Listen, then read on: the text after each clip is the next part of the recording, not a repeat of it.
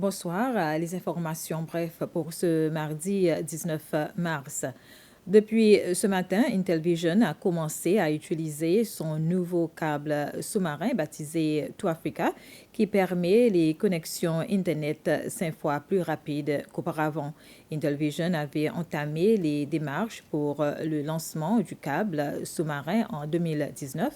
Mais il y a eu des retards, ce qui fait que l'entreprise a utilisé le câble cette année. Avec la nouvelle connexion, Intelvision affirme proposer de nouveaux services sans limite. Une enquête est en cours sur un incident récent impliquant la voiture du ministre Nadi Hassan.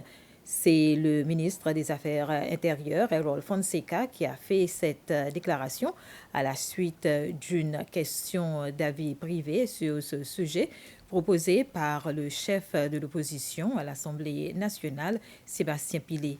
2 policiers ont été suspendus à la suite de cet incident et les autorités ne peuvent pas donner plus de détails sur cet incident parce que c'est passé, a précisé le ministre Fonseca. Dans l'affaire d'armes et de la prévention du terrorisme, les avocats de l'accusation et de la défense se sont réunis pour s'accorder sur les faits.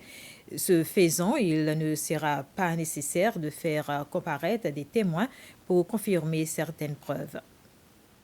Au tribunal ce matin, le président de la Cour suprême, Ronnie Govinden, a statué sur une question.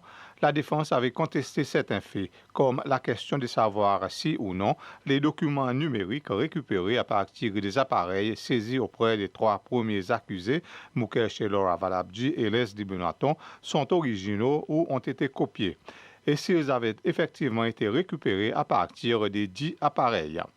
Le juge Govinden a statué, entre autres raisons, qu'avec la technologie, les documents peuvent être copiés comme originaux et qu'après son analyse, les 10 éléments peuvent être produits comme preuve. Il a également annoncé que l'enquêteur juridique indépendant nommé par le tribunal pour examiner les appareils numériques saisis auprès de Mme Valabji avait informé le tribunal qu'il avait accompli sa tâche. Il demande maintenant une ordonnance du tribunal pour remettre les résultats à l'enquêteur Davis Simeon. Et suite au Locasinco d'hier, le couple Valabji demande au tribunal l'autorisation de retirer leurs effets personnels de la résidence de Mont-Blanc. Cependant, un avocat de la commission anticorruption a informé le tribunal que pour Mme Valabji, tout va bien, mais qu'il existe une ordonnance d'interdiction du tribunal sur tous les actifs de M. Valabji. La première édition du Climate Show a été ouverte hier soir au NSC Hall à Roche Caïman. L'objectif principal du spectacle est de sensibiliser les jeunes au changement climatique ainsi qu'à la prévention de l'environnement. Outre les Seychelles, ce spectacle se déroulera dans d'autres îles de l'océan Indien comme Madagascar, le département français de la Réunion ainsi que les Comores. C'était le ministre des Affaires étrangères et du Tourisme, Sylvestre Radegonde, qui a donné le coup d'envoi de cette activité. Je me réjouis particulièrement qu'il ait été décidé d'organiser la première édition de ce spectacle itinérant, interactif et immersif ici aux Seychelles. Ce Climate Show s'inscrit dans une triple démarche. Premièrement, en réponse à l'engagement pour le climat de nos îles de l'océan Indien. C'est un moyen attractif pour la COI et l'Union européenne d'amplifier la sensibilisation sur les effets du dérèglement climatique, tout en rappelant qu'il est encore temps d'agir. Mais il faut agir maintenant, partout, à tous les niveaux, systématiquement et résolument. C'est ce que nous apprend ce Climate Show. Le défi climatique est un défi planétaire. Et à l'étranger, la Chine a estimé que les États-Unis n'avaient pas le droit de se mêler de la mer de Chine méridionale.